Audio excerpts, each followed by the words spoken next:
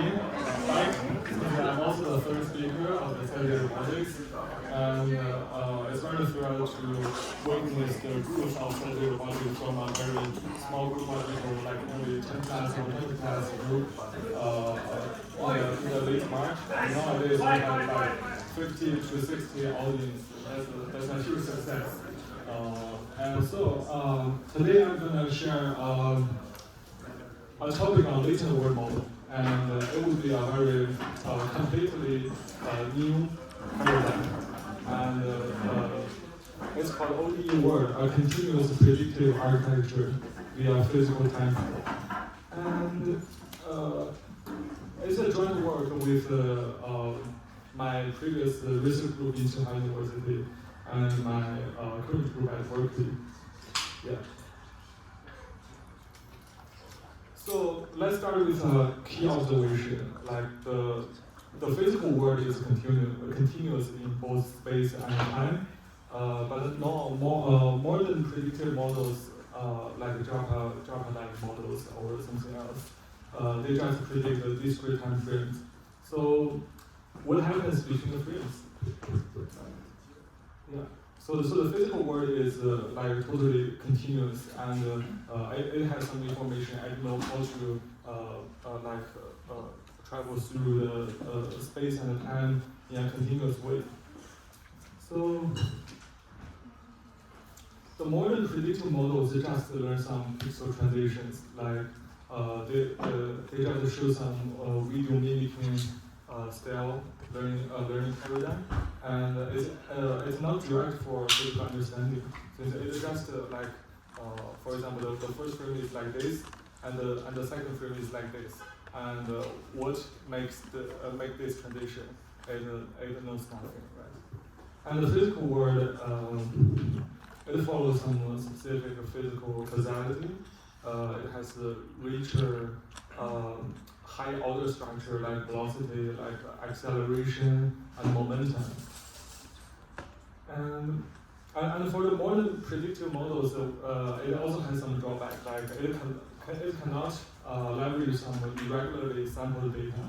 For example, many data sets are sampled with different time intervals, and if you just want to predict the next frame, then the next frame may have different semantics meaning, right? And it also locks the time to resolution. For example, if your dynamics model is like only can predict the next frame or the next 10 frames or next 50 frames, how it's trained, how it can work, right?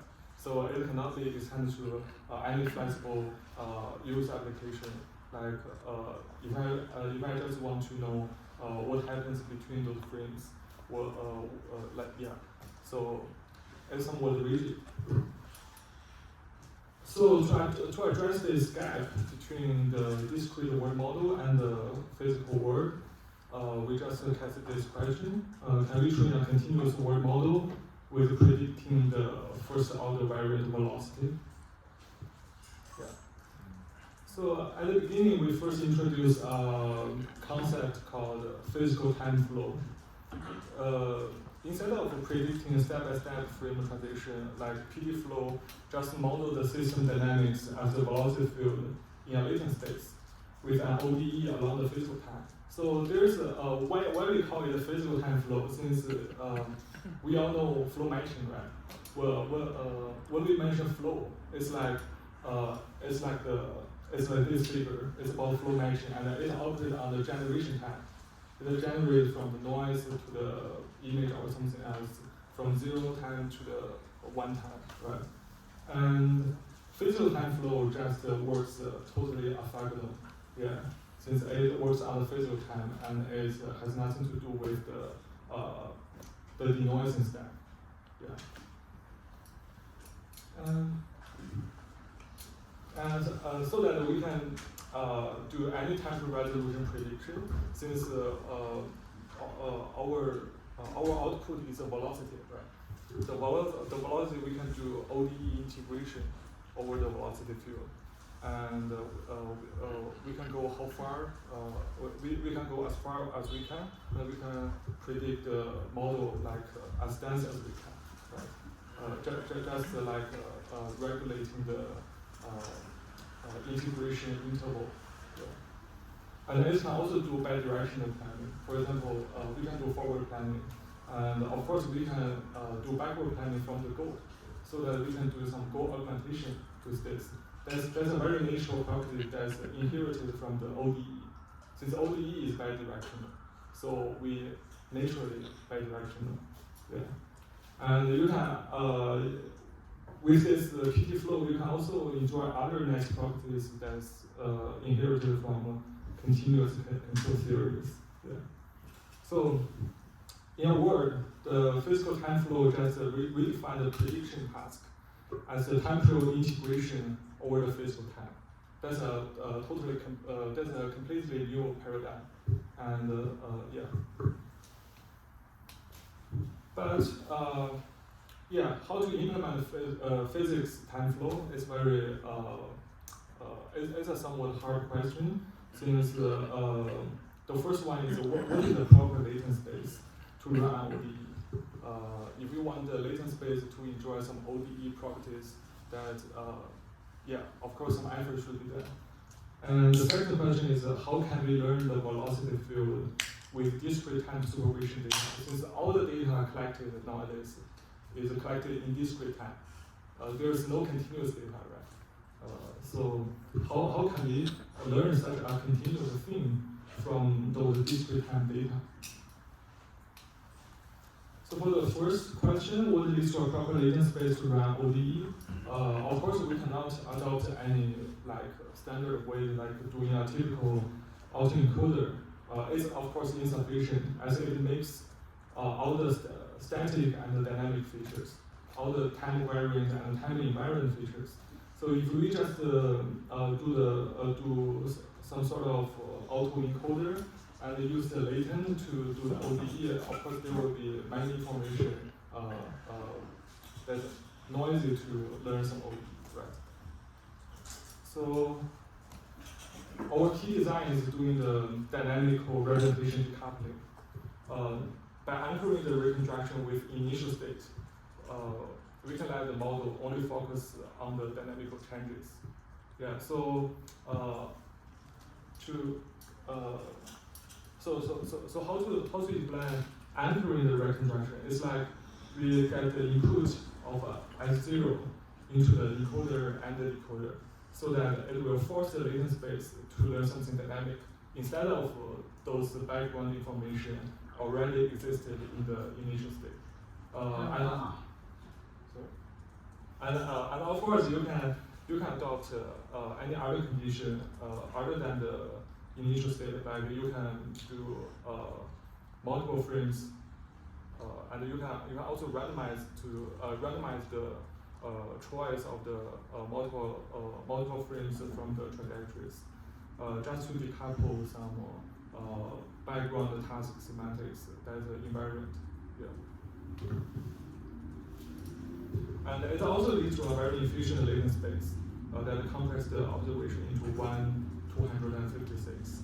Yeah, since we just decouple some background information, and if we are focusing on a vision-based system, and maybe the robot arm will move, but the entire background will remain static. So maybe those information gives a lot of burden on the model. And if we do this decoupling, we can get rid of those and make the latent space as efficient as that. I have a question.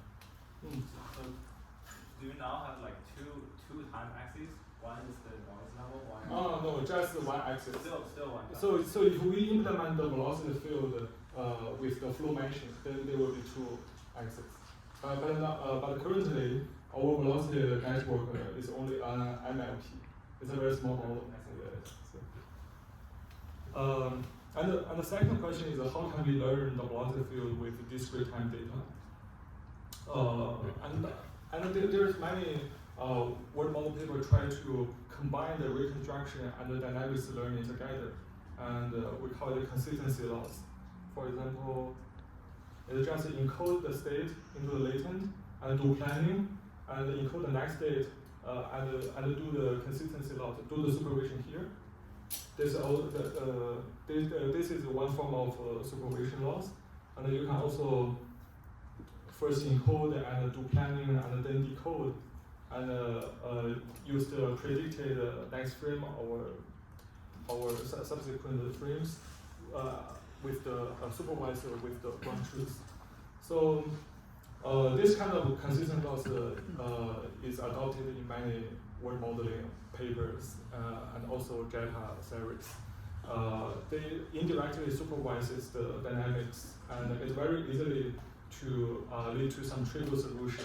That's what we call a reputation collapse. Yeah. Since it just wants the consistency loss to regularize two actually independent things. First one is reconstruction. You wanted to maintain some semantics in the latent. And the second is like you want to shape it into some plannable, predictable latent space. So these two objects sometimes just conflict, and you just fiercely combine them together. That would sometimes needs lots of effort to avoid prevent from representation collapse. Can you spend some time explaining the idea of consistent loss? Yeah, I used to try to explain it in the formula, but I think it's a little bit hard. So just very conceptually, yes. Yeah. So consistency loss is like you first encode the ST into ZT, and then do some planning. No matter it's in the ODEWorld or in some discrete word model, just do the planning, like the prediction to the next frame and the next frame and the subsequent frames. And you can then encode the ground truth of the ST plus 1, ST plus 2, ... into the latent space. And you can get some supervision here. Since this is a result and this is a result, right? So this is kind of consistency loss. And you can also do consistency loss with the decoder. That's the orange line. Like you first encode and do planning, and decode it back into the original space. And there is a ground truth, right? And you can supervise this one with the ground truth. Oh.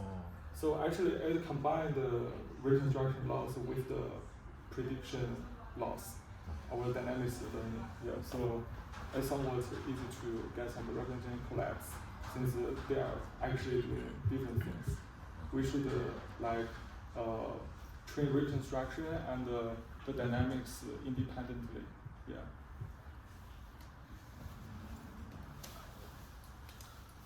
Yeah. So to avoid the consistency loss, we want to effectively decouple the dynamics learning from the reconstruction. We try to apply a technique called direct first order supervision. So we directly we implement a velocity network V theta, and here we get some velocity, a target velocity. That's what we call ground truth velocity, and I will detail on how it can be calculated. So we directly supervise the velocity field, and for the target velocity z dot, you can just elaborate it on with the chain rule, and the term with S0 can be cancelled, since S0 is the initial state and is a time invariant. Yeah. And it's still very hard to calculate, right? But we have some mathematical tool. It's very natural. It's called the JVP, Jacobian Vector Product. It can be implemented in PyTorch, JAX, and Assessor. We can use this very natural mathematical tool to calculate the whole things. Yeah. And yeah, that's what we call it direct first order supervision.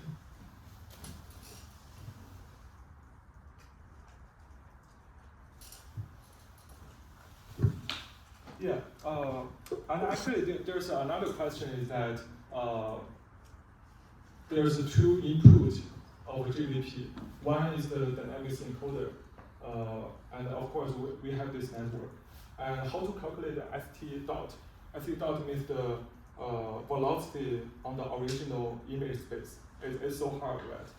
So we first encode the image into the Dino latent space, and as we can see, the ST just operates on a continuous latent space. Is already differentiable. So of course we can do some target velocity estimation, but I will be detailed on the next page. Maybe.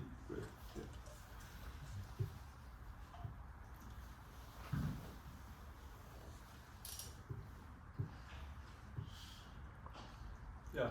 So here we implement a filter called Savitsky-Golay derivative filter.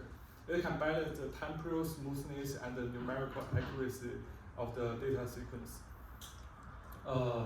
So, of course, there's many techniques like Gaussian blurring that you can make the data sequence like as smooth as enough, since it just do some temporal smoothness. But it kind of loses lots of semantics. And for numerical accuracy, there are actually many standard finite difference kernels. Like the top right one is a very simple second order Euler, and it's just a finite difference kernel. And you can also get other points into the calculation, like st plus 2, st minus 2, st plus 3, st minus 3, to get the difference kernel more and more accurate. But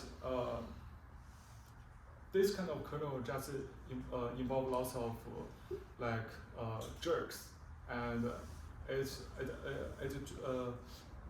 it just want the model to fit some very accurate thing, but actually the image space or the Dino latent space is actually kind of noisy. So if you directly implement some kernel that solely pursue the numerical accuracy, that will give lots of burden on the neural network. Yeah, so we think the Savitsky-Golay derivative filter has a good balance between the temporal smoothness, so that smoothness and the numerical accuracy. So it keeps some semantics inside the data sequence, and also it balances the accuracy in the manifold. Yeah. I have a question. How sensitive is this filter to the FPS when you do the steady velocity estimation? Did you check when you have like 10 FPS, 60 FPS? FPS? Yeah, like the frames. Oh. Because I mean, it's actually very computation efficient, I think.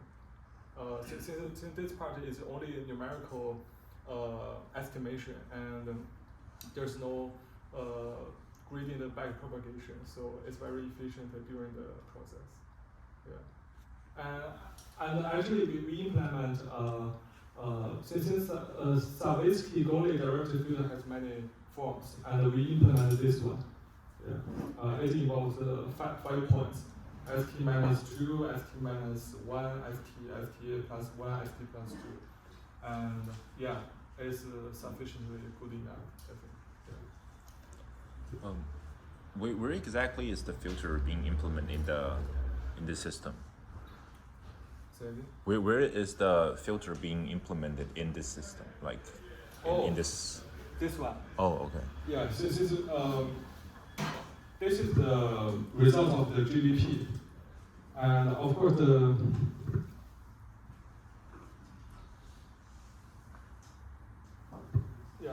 GBP has 2 inputs, and one is the encoder, the neural network, and the second one is this one. And the next, the last 2 pages is detailing about how to make the ST calculable. Yeah. Yeah. So the first one is we implement ST in Dino latent space, not the original image space. Since the original image space is pixel level, it's 0, 1 to 255. So it's hard to get a continuous manifold for the target velocity, and it's quite noisy, right? Yeah. So we embed it into the Dino latent space. It is still noisy, but it will be easier than in the original image space. Yeah, and then we do the target velocity estimation as this page shows. Yeah.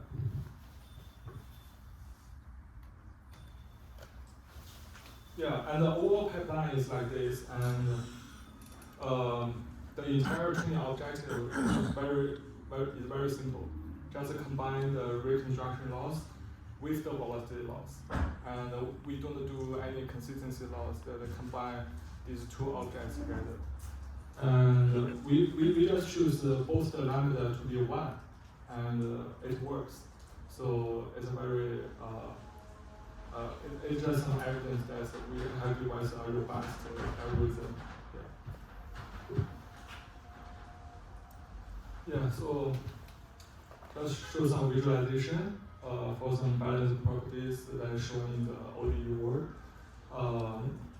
As you can see, the Dino, we just learned the ODE latent from the Dino raw latent, right? And in the ODE latent, we can find that the trajectory is smoother. Yeah, that's because we apply some direct first order supervision, and that will result in some smooth latent trajectories. And it's also very surprising that the manifold just get we just get some semantics manifold maintenance. As you can see in the Dino latent space, the shape is quite similar with the ODE latent space. So actually, during our projection, when we project the Dino latent space into the ODE latent space, actually we didn't change the semantics manifold too much. We just keep some very key semantics so that you can see in the PCA plots the shape of the same trajectory in both latent space is quite similar. I have one question. When you manually operate change the value of ZT, did you observe the dynamics also change accordingly? Oh, you mean to perform the time variant velocity field? Yeah. Yeah, that's what I will show you on the next page. Yeah.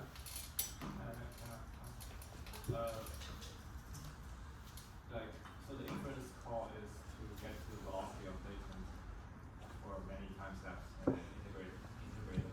Yeah, sure. And how many do you take, or do you take it until it's small, so it's stopped?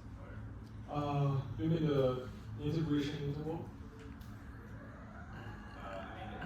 Integration maximum from 0 to 1. From 0 to actually here this one we just implement from 0 to 0.75. Yeah. Yeah. And if the horizon is too long, the better way is to do some replanning, and we can also support replanning. Yeah. So by planning you mean stepping to the future time? Yeah, to do OD integration. That's what we call planning ODEWorld. Yeah. And I think it's very it's especially selected for this talk, since I think it's a very typical one. The robot wants to do a task at first approach the handle of the job and then pull it out. And before it reaches the handle, it just go in a direction,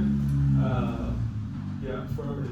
And then when it approaches the handle, you can see the velocity field just became 0 at that point. And then it will firmly come into a different direction. That's pulling out the drawer. Yeah.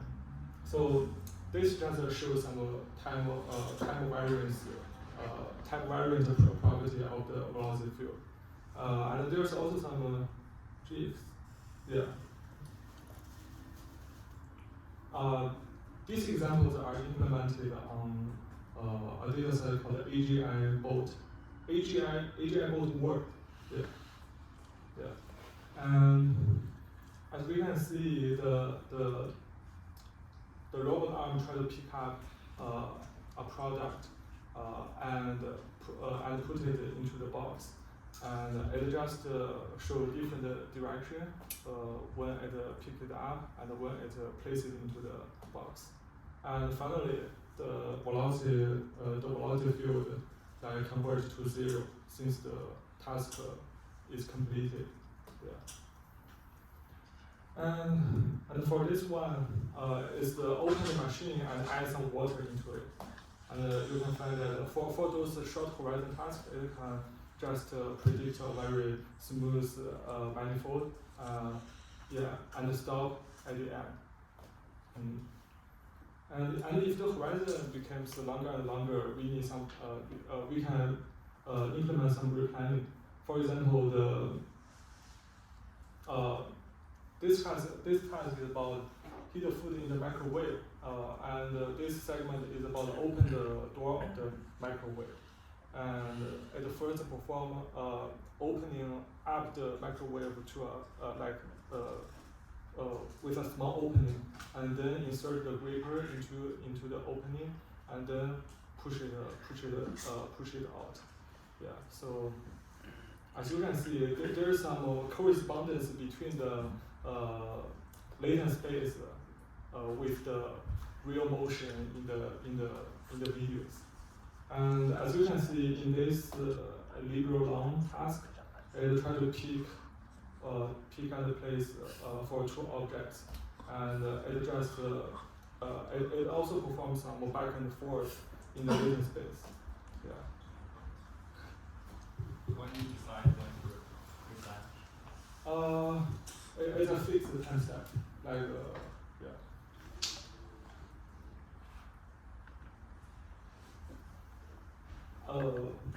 I think here tau equals 1 means 50 time steps. So it just like iterate 50 time steps like this. Yeah. Yeah. So for some planning stability, it's like as we can see in the previous videos, like when the task is over and the velocity field get to 0, and the robot just stop. But we didn't extend the time we just didn't extend the time to longer, right? And we try to extend the time to longer horizon after the task already complete. And we found the semantics also get coherent with the previous frames. So the thing will not change when it reaches the task goal, even if the planning horizon is overly extended. Yeah. And there's also some emergent suboptimal behaviors. It fails to open the microwave for 2 times, but it can generate videos of recovery from the failure, even though, only trained on some expert data. Yeah. And there's also some failure cases. I think, I want to be real. There's of course some failure cases. For example, there will be some suddenly disappeared object. I think that is probably due to our implementation in the dynamical representation decoupling, since we only control the dynamical representation with the initial state. So the initial state has a very strong preference, like it anchored the background during the reconstruction.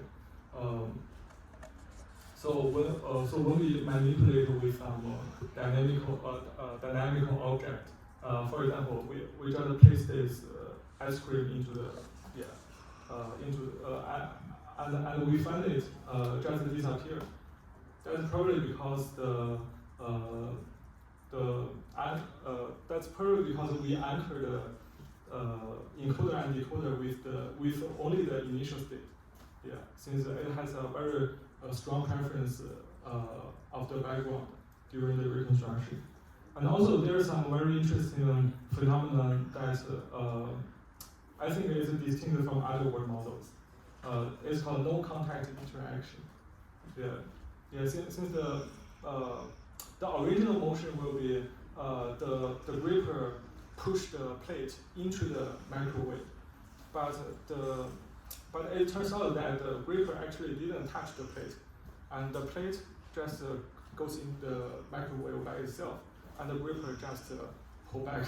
Yeah, so that's probably because we do some direct first order supervision, and though it tries to balance the temporal smoothness and the numerical accuracy, but yeah, at least it do some temporal smoothness. So that may smoothify some very detailed movement, like those very detailed contact. So it results in some low contact interaction. And for the first one, the suddenly disappeared object, I think that this phenomenon happens in ODEWorld models nowadays, and it is a common case. The second one, I think we should improve it with some our specific methods. Yeah. And there's some numerical comparison of the video planning. We compare to VGAMA2 and latent diffusion planning, and we can and we do two sets of experiments. The first one is about predicting a short fragment, and the second one is predicting a long fragment. And we can see we achieve higher video quality, like PSNR and LPIPS, and we are very efficient. We get much lower latency.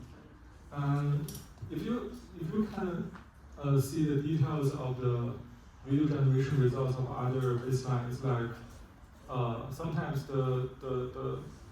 all the objects disappear, and sometimes it just melt like cream. Yeah. And here is something what discrete model fails to do. The first one is bidirectional planning. That's because we implement the dynamics model with ODE, and ODE is a bidirectional thing. So of course we can inherit this possibility, and we can do forward and backward planning. And for backward planning, it's like we can do some final goal augmentation, and maybe we can use the goal augmentation results for the policy guidance or something. Yeah. Another thing that the discrete models fail to do is any resolution planning, since ODE can do it in the continuous time dimension, and of course we can do prediction as dense as we can, as long as we can, and we can do a prediction in a short horizon with very dense prediction, and of course we can also do it in a very sparse prediction during a very long horizon. Yeah. And we can also effectively intercalating the missing frames. Yeah, that's what I think is another evidence that we actually enhance the physical understanding. Yeah, and we also show the policy improvement capability on liberal long, all the long horizon tasks in a simulation benchmark, and also in a real-world setup on Agile X robot arms. And what I want to emphasize is now the scores that we are higher than the other baseline. I think the most important is actually we have a flexible use case for policy guidance. Since for ODEWorld model, it's like we can just do some discrete time prediction and use those discrete time sub goals to get the policy. But here we implement three guidance paradigm. The first one is we can directly implement the velocity as the guidance. Since the velocity already gives some more long-term information, though the velocity is only at this state. And also we can do single prediction, single sub-goal prediction for the guidance. And also we can just do a sequence of sub-goal and use it for the prediction. Yeah, and for the real-world experiments, we also get some visualization, and I think for the forecast, we just want to show some multi-object capability, since this is a bimanual task, and the left arm and the right arm has their own things to do, and especially for the fourth one, I think it should simultaneously do something together. But actually, in the semantic space, they are doing with a different velocity, so it will give some like challenge for our model. Yeah. Yeah. Yeah. That's one hot take page I just added before the talk. Yeah. So maybe there's some typos. So first of all, I think we cut in the story with the sufficiency. We demonstrated with the motivation that the physical world is already continuous, but nowadays all the world models are implemented in discrete time. So it's very natural and consistent to do it as a continuous world model, like ODEWorld, as the physical world itself is continuous. And I want to close the talk with the necessity. Since our previous efforts like Java-like models, they just cannot directly supervise the dynamics. That's why they implement consistency loss. So if there's a dynamic just predict the next frame or the next 10 frames in the latent space, how can you directly supervise the dynamics? There's no way. But we can implement the JVP. It's a very natural mathematical tool directly on the manifold and get the supervision. That's a privilege of our ODEWorld, since we can directly supervise the dynamics. And if you can directly supervise dynamics, of course you can decoupling the reconstruction loss and the dynamics loss. No one wants to combine them together if they can. So this simple and more fundamental way may have a greater potential for scaling up. If you just implement consistency laws that combine the reconstruction laws and the dynamics learning together, you have to pay much attention to prevent from representation collapse. That would be I think it's a huge hurdle here. And that's just because they cannot directly supervise the dynamics, so they have to do so. So it's very necessary for us to move into the continuous world modeling, since we can apply some direct first-order supervision technique for latent dynamics and make the reconstruction and dynamics learning more independent, and that will make the learning simpler and more and much easier to scale. Okay, that's all. Thanks.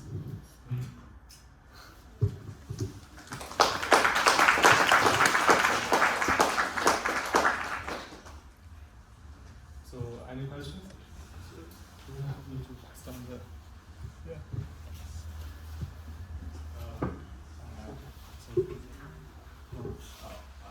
Do I have to use mic? Okay. Maybe not.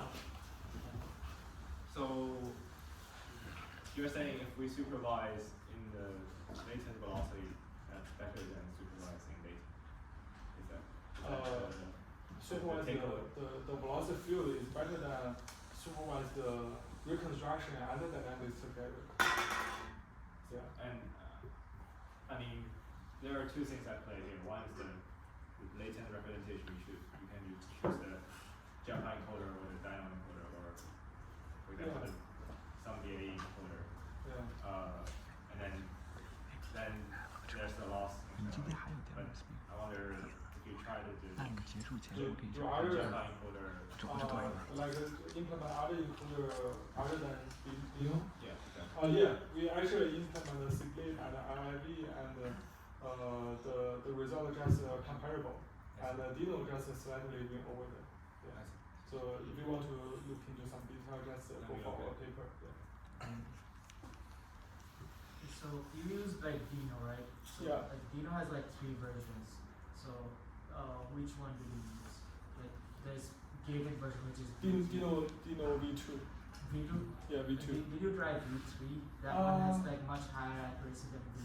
I haven't yet, but just as I mentioned before, I also implement the SIGLib and LIB as the encoder to replace Dino, and it just gets some comparable results. Yeah. But maybe Dino is better, I think, since the results just show it wins slightly over them. So I was doing some encoding. I was doing some comparison between V2 and V3. V3 has like I think 10 points extra accuracy than V2. Much more performant. Yes. Good. I will try it. Thank you.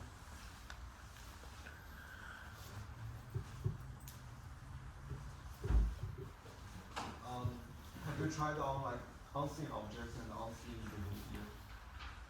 Unseen object. Unseen objects. Like I guess there's a constrained data set and there are only limited numbers of objects. Unseen. Okay. Actually not yet. Yeah, but maybe our next step is to scale it up. Since currently the model is very small, the trainable parameters is only like 86.8 million. So it's a very small model. So we haven't tested some out of distribution cases. Yeah. Also a question on the encoder. So for the Dino, did you fine tune it as you were training? No, it's fixed. Oh, it was fixed. Yeah, Dino is fixed. Yeah.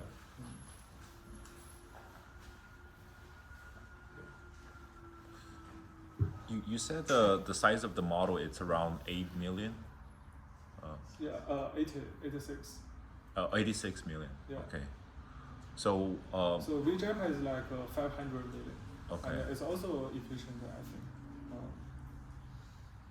And how much data did you use to do the training? For this current small model, we just train separate model for liberal long and AGI bolt dataset. For the AGI bolt dataset, we just use 1/10 of the entire dataset. But I forgot the entire hours of the AGI bolt dataset. And the liberal long, there's 10 tasks, and yeah. There's not much data. Yeah. So in total, like 100 episodes of the task, or It's like around 150 to 200 time steps in Okay. each episode. Okay. Yeah.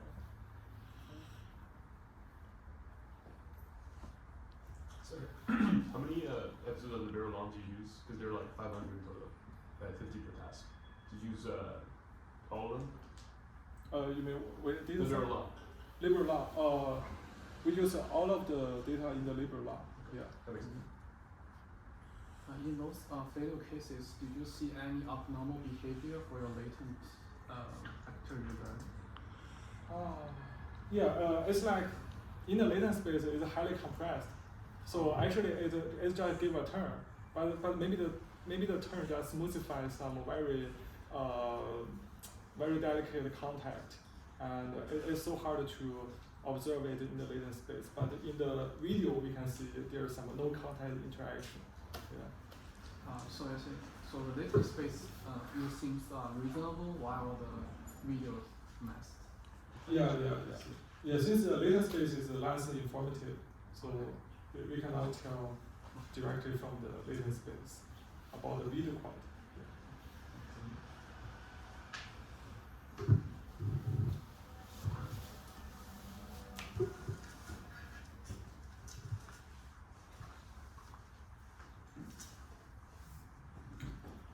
Can you please remind more about replaning? I wonder about the second term in the loss. How I implement the Yeah, replan. especially how you supervise this change, because I mean, How to supervise the? like there is a second term that was the dynamical, and You mean the second term in? yes, I wonder how it works like during the replanning. Can you give an example? It's so how do you define replanning, and how do we how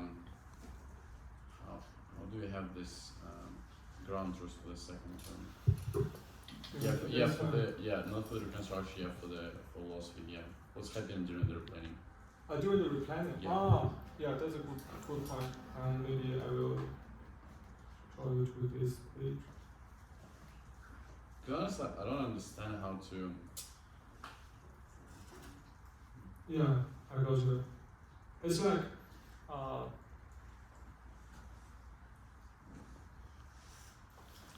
so that's how we plan, right? Yeah. So every time when we want to replan, we just update the Z0. Since that's the initial state, we just update the Z0 to the current state. Yeah, and update the integration time from 0. And to do the planning process. Yeah.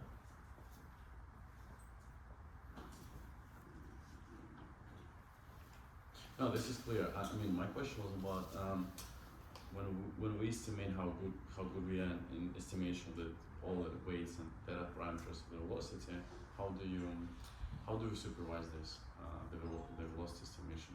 Because we basically need to start again from the new state, the previous one. Oh, you mean like how I collect the batch when we train the velocity? Yes. It's like we just randomize the. First of all, we randomize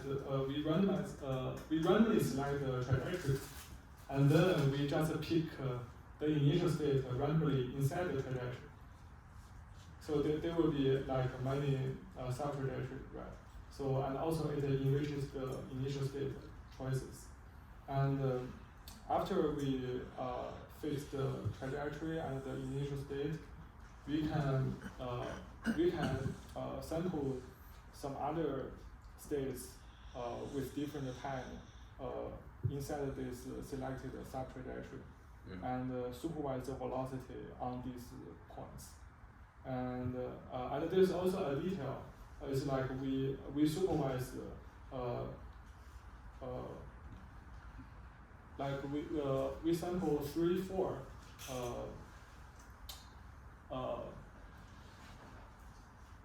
we sample the data only every time in a trajectory we sample the initial state for velocity supervision, and also we supervise the other 3 points inside the sub-trajectory. So every time, every trajectory we got supervised for the initial state. So since that's very important, if we just replan it frequently, we will always use the velocity on the initial state, right? So we emphasize the supervision on the initial state by this sampling strategy. Yeah. I see. And the second question, I mean the whole methodology about this velocity is supernatural, but the whole replanning feels like it should be also acceleration. Have you thought about this? Because we basically start again, and it's the whole change of the velocity field. It's not continuous when you do the replanning. You can't do this linear approximations anymore. So should we? So you mean about the efficiency? Yeah, when you not about the efficiency, when you're showing the plot. Yeah. How the velocity changing. Yeah. It's obvious everywhere we have this acceleration. Yeah, sure. So the natural question, have you thought about, do we need to go further in terms of the go further? You mean like planning longer? Yeah, not Jacobian but Asian. Beyond what? Beyond Jacobian. Beyond Jacobian. You mean the second do higher order? Yeah. That's a very good point. For replanning, during the replanning. Since because it's natural, it's not velocity anymore. Yeah, since implementing into ODE not means everything in the world can be described naturally with ODE, but it's just parsimonious implementation. Yeah, and if we want to add higher order supervision, that's what you mean. That would be maybe not that economic, since maybe you're going to do GDP for GDP, and there will be much more computation consumed. So and the performance may not be like boost as high as you expect. Yeah. So the ODE just parsimonious implementation and is enough. What's your vision for the whole long-range planning? Because you were showing this on still rather small data. Next step of course is scaling it up. Like, do you calculate there's this cumulative mistake from the velocity drift? And let's say I have like 10x of data of the max data. How big will be the drift, the velocity drift? What do you mean by drift? You always have this mistake, and it's just like recover from mistake. No, you always have the mistake from the velocity estimation, like from every step, and you cumulatively just accumulate more and more. And I wonder how this method will work like for like 10x, 100x data. You mean the target velocity estimation is not accurate? Yeah, for sure. It's just like, so my question about like the robustness of all this like for like 100x data for like a lot longer range planning. Yeah, you mean that may harm. That may do some harm if the planning horizon goes longer. Of course, I think. So maybe my next plan is like to scale it up and see how it can work directly, and if it just shows some drawbacks, just improve it on our current basis. Yeah. I don't know either what about about the future. If we scale it up, if this philosophy can simply transfer. Thank you. So I'm definitely interested. Why are you choosing the Dino feature to be your starting point when you're building the dynamic encoding instead of, for example, you directly train the VAE for the video model? Since the Dino feature is already a very popular adopted encoder, right? But I guess RAE for the images is still underdeveloped. I mean, for example, for RAE for the image generations, people find out that you can have very low FIDs, but if you want to achieve, for example, very great text renderings, definitely you cannot do that because most of the Dino feature is more semantic, not the it will lose some of the the pixel level things. If you start with the Dino features for the videos, I guess you probably will also encounter this. Very professional idea. It's like when we implement Dino, that's because here we want to estimate the S dot, and the S dot is originally in the image space, right? We just want to find out something to encode it into the latent space, so that we can further develop the target velocity estimation. So that's why we want to just adopt some off-the-shelf model instead of train it, co-train this encoder with our ODE component. That would be not pure for our method. Maybe for next time for scaling up, we will replace the Dino encoder and implement the encoder by ourselves. Yeah, in general, I personally would prefer the VAE and C ++. This is a more effective way to making your VAE to both support the pixel level reconstruction, but also, the semantics. Okay, so that's for the Dino part. The other part, I guess, I'm interested in will be, looks like you are having your dynamic encoder to, taking two things together. One is your initial frames latent, and the other is the relative position or the time from your current frame to your initial frame. So that is how the ODE word is constructed. How would you compare this kind of, the time difference over the, I guess is for the data distribution with some other paper like the MinFlow, where shortcut models, they were trying to construct a sort of a relative the distance between the noise to the data level, but at the different time steps. You mean other models generate from noise to the... Yeah. So MinFlow is trying to get the average the velocity from the noise to the data. Your model is to have your data's initial representation to the, for example, to the final state representation. And there could be some other papers like the shortcut model, which is getting a sort of a relative distance between, for example, your noise to the data, and there's one intermediate step, their relationship. How would you do this kind of comparison? Yes.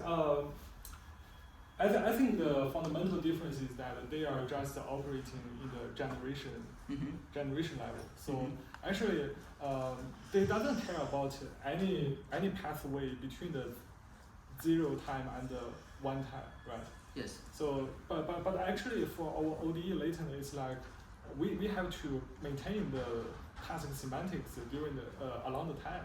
Yes. Since it operates on the physical time. Yes.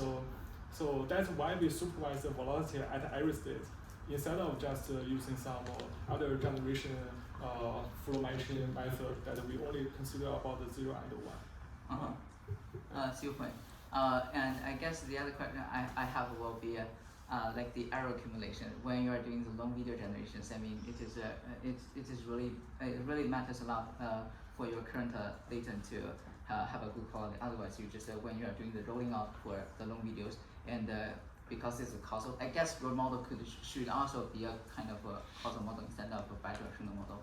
So, have you ever encountered? I mean, if you are trying to generate long videos, then there will be significant error accumulations. Of course, there's. We haven't really tried for very long videos. Okay. But you can see some video clips yes. on our website. It's like maybe 10 seconds. Yeah, that will be the maximum. Since our model is quite small, and also for error accumulation, I mean, every autoregressive word model also has this problem. And if you just want our small model to accumulate the error slowly, just do the integration sparsely.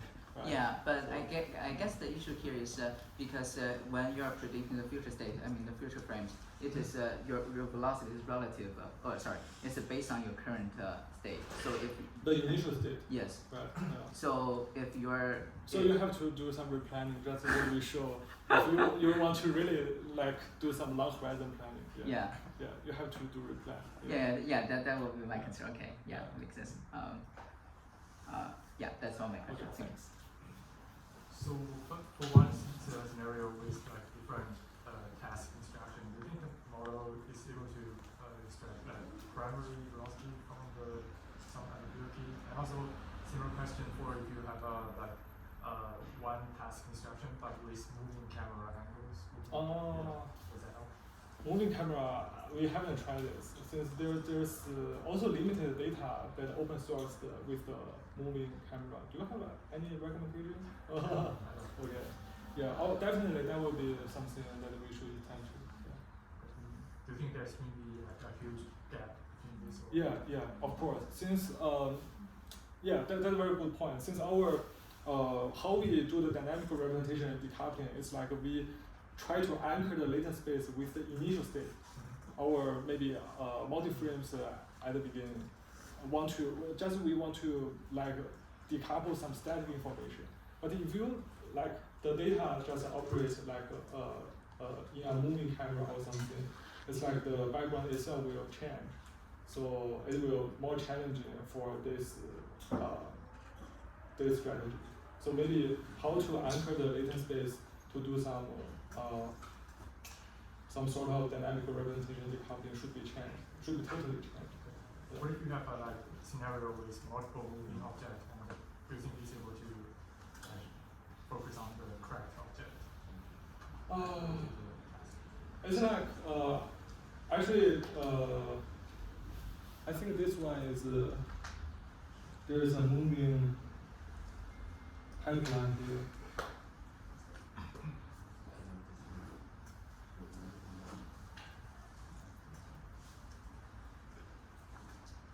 Yeah.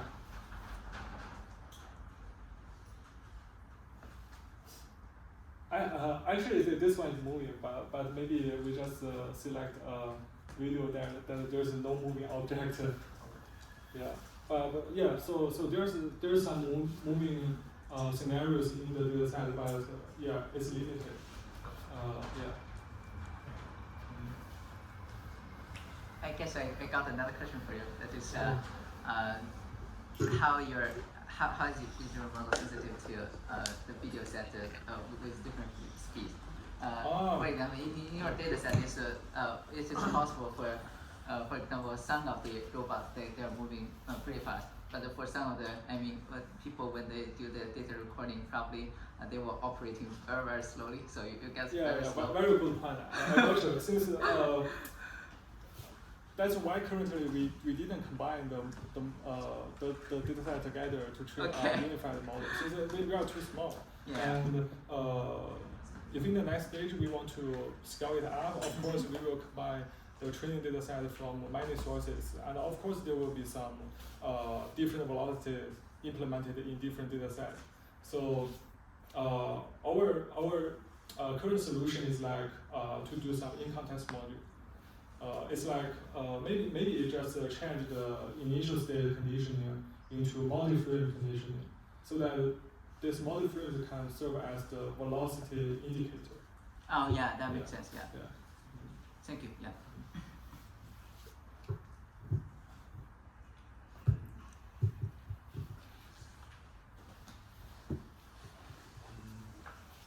So it seems like this can work well for a smaller data set, and because the model is also pretty small. Have you tried like to use larger stuff? Yeah, we are trying. Yeah, we are trying. Yeah, definitely.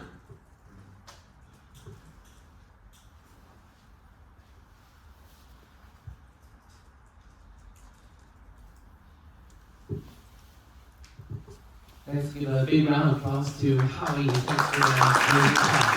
And also thanks to Jerry who provides the venue. So let's also welcome him to give some hot takes. Sure, thank you.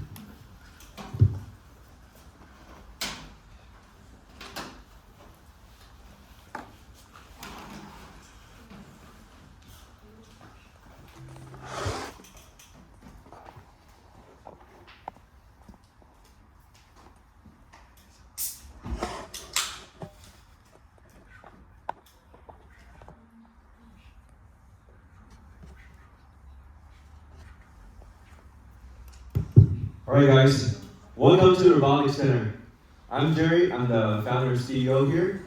Before I start, I want to ask for people here today, who is the first time to visit this building? If this is your first time here, please raise your hand. Wow, second time visitor, can raise your hand. Cool, welcome back.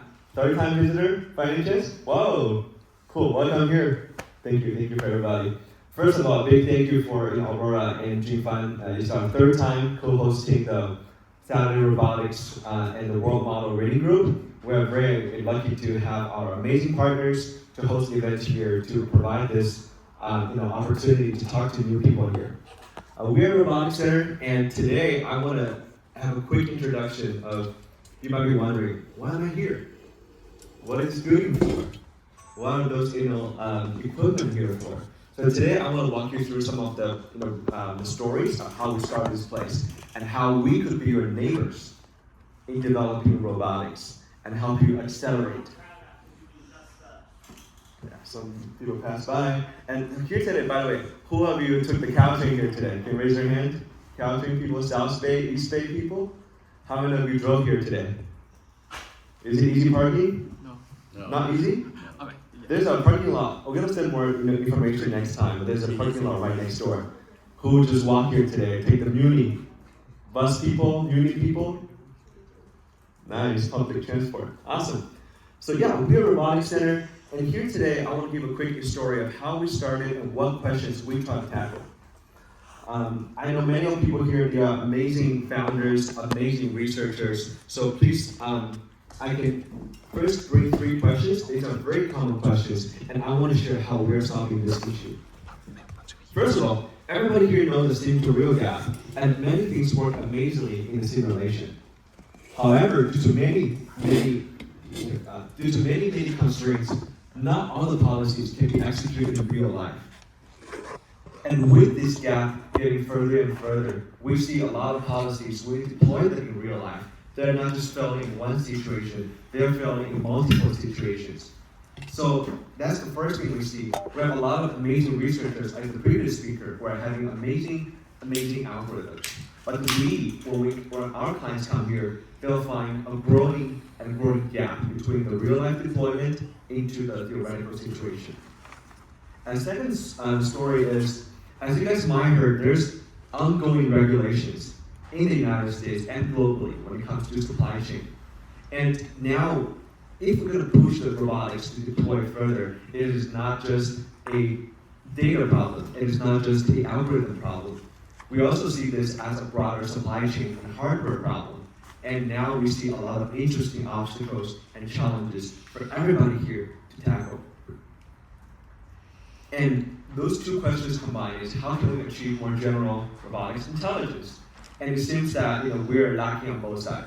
One is the algorithm, data, we have interesting ODE solutions here, but at the same time, how can we build things fast? How can we get the supply chain together? Onshoring, nearshoring, offshoring, how can we have those solutions together? So here, at Robotics Center, this is a fun picture of our colleagues playing with our own robot, the mobile manipulator. We want to provide one framework that we want to basically provide, as in our insights to this world, is RL has been happening in a lot of interesting environments, but it has come to a day and age where there needs to be more marriage between the virtual world as well as the real life setups. And we receive inquiries every single day. Jerry, how can I get a Joy 3 tomorrow? Who here has a Joy 3 or Franca arms? Or who here has any arms? What arms do you guys have? EM2. EM2, and We actually will buy some parts from you guys. awesome. Obvious for you. What arm do you have? SO101. Awesome. That's a very beautiful starting point. Yeah. And whoever rose their hand, what kind of arms do you guys have right now? Piper, nice. Piper, Nero, who got some there too. So, that's a portion of the team, right? But if everybody here aspires to become amazing roboticists, to achieve those, we believe that there needs to be more practices. Either in your home with your SR101, at your lab with your YAM or Piper, or here. We want to see more practices of how the robotics algorithm can come into real life. So that's why we built Robotics Center a year ago. We were Y Combinator Summer 2025 batch. We're doing something different originally, but then YC told us, do something people want. And here are we. We want to become, we so far have worked with 30 plus YC companies, many large companies, to help them with this problem, robots and data. And we believe on the left-hand side, robots being supply chain hardware, and the data on the right-hand side, it can come with AI. And traditionally, it comes in 48 days. Where do you get your YAM from? We just emailed you. Actually, to be honest, it wasn't a fast reply. But then some of your colleagues just ordered, and then we also needed a lot of WAN and USB adapters and small parts. Yeah, the CAN. Yeah. Yeah, the CAN buses because you burn them, and Yeah. it takes 10 days, sometimes to 15 days, and the whole experiment stops. Yeah. So for the first YAM, how many did it take to get to our office? By email, we got the reply. It will take 15 days, so I had to. I literally drove from Palo Alto to Berkeley. I was asking all my friends, and finally, I found in HF0. Nice. And then I ordered on Amazon. Yeah, so On this Amazon? small part. Yeah. Oh, okay. So this small parts we couldn't find from you, but Yeah. Little Arms and YAM2. Yeah. Awesome. And for the Piper who rose, I forgot your name. Where did you get? How long did it take to get your Piper set up in the bay?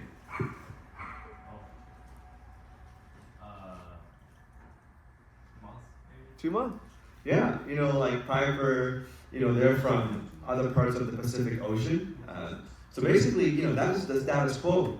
Here in the Bay Area, the AI is shipping days, right? Or if not hours or seconds. But the hardware, literally, it ships in months, weeks, if not months. So, we are very aware of this issue, and we have a lot of relentless and impatient founders. And we gradually become their concierge. I think one of the person last time pointed out, we became the concierge for many founders to help them try to break that 48 days in as early as 48 hours. That's been our slogan, on the wall, and we don't have everything here in 48 hours, unfortunately, but we aspire to become the ones who do so. So here, in Robotics Center, we are very lucky to host this event, and in general, we can become your Costco for robot.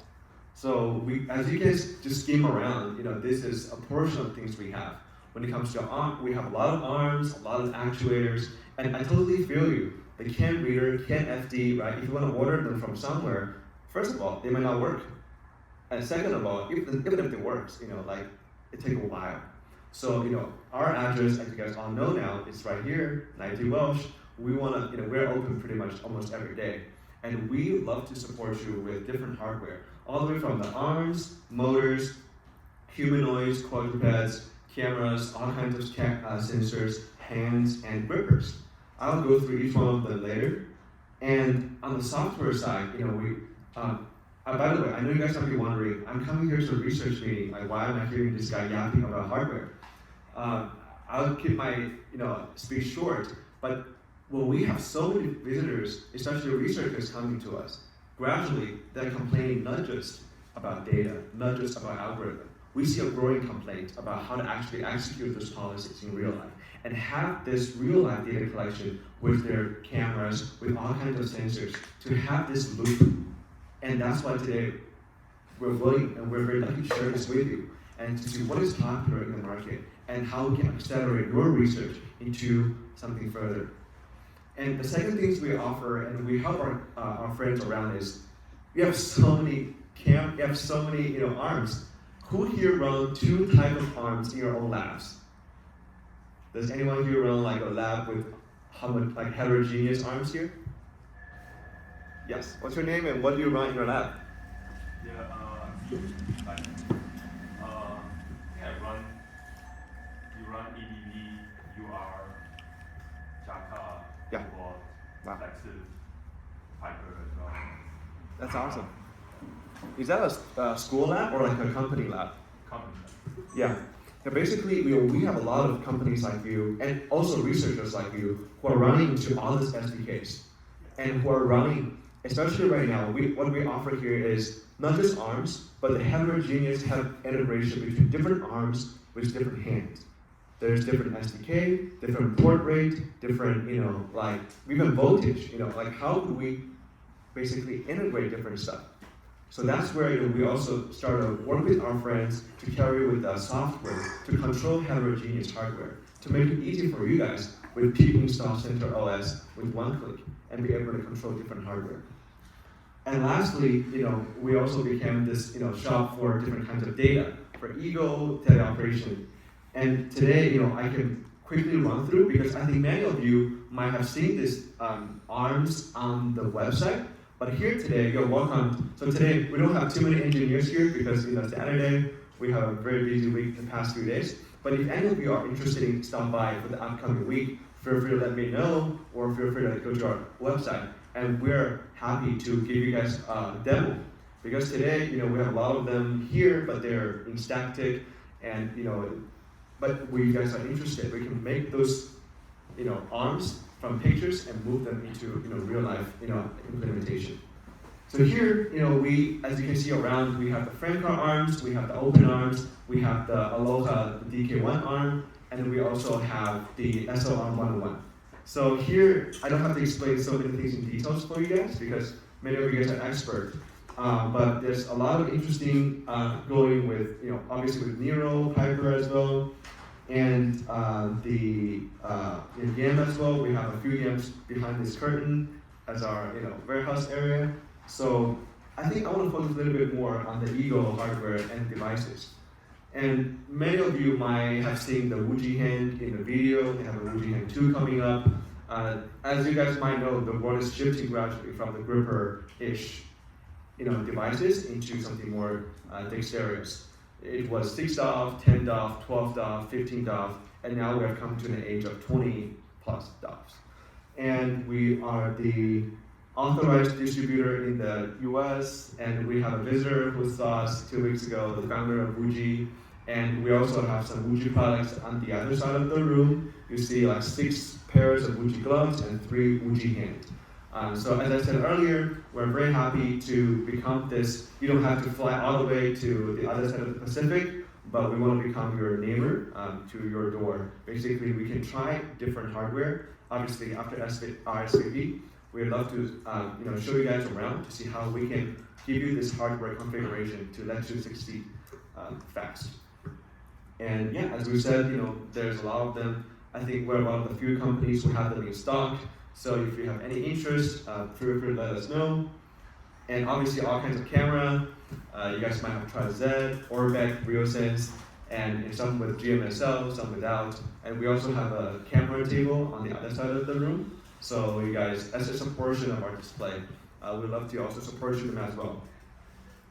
And yeah, we also got a private label, our Robotics Center mobile manipulator, which is sitting right there. It's one of our prototype. And if you guys want to have arms, but on the wheels, with 4-wheel floor drive, we're also here with our engineers locally to support you with any questions you have. And yeah, as I said later, we have so many inquiries from our friends who want us to help them control them, nicely. So we also have our Center OS, center.roboticscenter.ai, so we can have this also a one-stop shop to control the things that we carry. And then make it easy for people here to focus on the data, focus on the fine-tuning, focus on finding new paradigms, and we can take care of this tedious work of how to assemble hardware and how to make them work.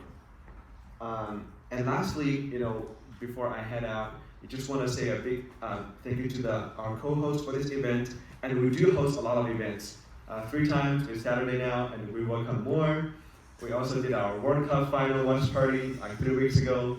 And last Friday, we have our Robotics and Data Summit, which we're also fortunate to invite Junfan and Aura as a moderator. So you're also obviously welcome to follow us. And lastly, if you come on a weekday, is our team here. We have a bunch of engineers who can support in both the electrical side, the data side, embedded system, etc. And obviously, we support you with all the arms that we have as well. So yeah, welcome to Robotics Center, and looking forward to working with you, to helping you guys in the quest for robotics intelligence. So yeah, thank you for your time. And any questions? Yeah.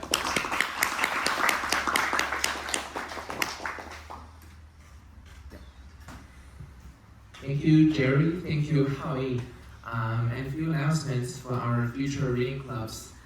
So today is our number 22 with Haoyi, and next Saturday, August 15, is our reading club number 23, Engineering Robotic Simulators for Evaluation and Beyond. So the speaker will be Kaifeng Zhang, whose supervisor is Yunzhu Li from Cynics, and he's also currently incorporated by World Labs. So he's a PhD in Columbia and also intern at World Labs.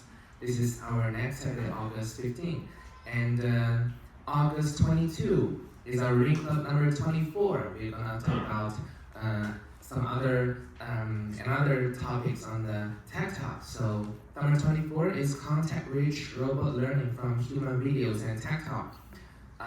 The speaker will be Ke Lingyu from Maryland and Amazon Far, who is also our number 13 reading club's Human Eagles co-author with Leo, so our old friends. And August 29, we are likely to host that in Sunnyvale because every month we we come to South Bay once, either in Mountain View or Sunnyvale. So last month we co-host with Samsung Research in Mountain View. So this time we're probably gonna do in Plug and Play in Sunnyvale. And this slot is reserved for Diana Robotics, but it's likely not confirmed yet because Diana is going to release Diana 2 next week. And if you see their demos, they are working on some fortune cookies and maybe some more interesting stuff. So this is likely we are going to welcome Diana's team to share some hot takes on their new release. And September 5th is our reading club number 26. We are happy to invite, we're going to talk about rethinking robot development, co-designing morphology, sensing, and learning. So previously we talked a lot about the research, but we also want to do some, to pick some more diverse topics in deployment. And the speaker will be Chen Yang from Applied Intuition and UNC Chapel Hill. And he's also our, come from the same city of me. Yeah, so we have a lot of same city friends in the reading club. And also September 28th or around, we are going to IROS in Pittsburgh, and we're probably gonna host a similar, so we're probably gonna host a similar event like the CPR Research Night in June. So probably we're gonna have some lightning talks and some interesting papers at night. We are also looking for sponsorships. If some of you are interested in sponsored venues and food, feel free to contact us. And also, if you are also going to Pittsburgh for IROS, share some research with hot takes, and you want to give a talk, also email me and send me a message. So this is briefly about our future reading clubs.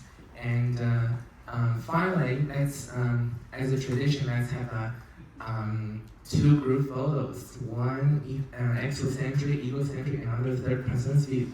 So after that, everybody is free for open floor. So let's do